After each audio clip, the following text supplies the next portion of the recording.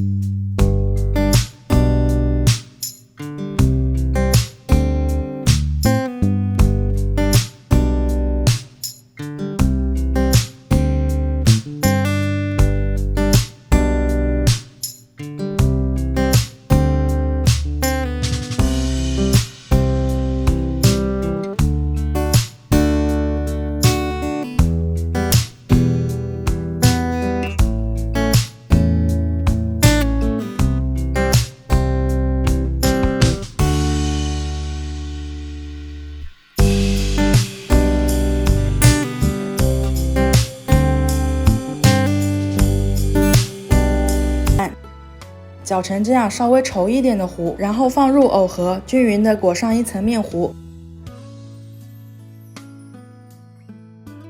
5成油温下锅炸第一次，不要一下全部倒进来，不然会粘在一起。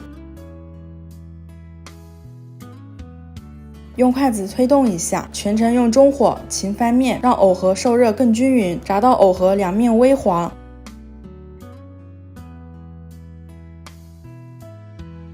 像这样就可以先出锅，然后升高油温，把藕盒放进来复炸20秒左右。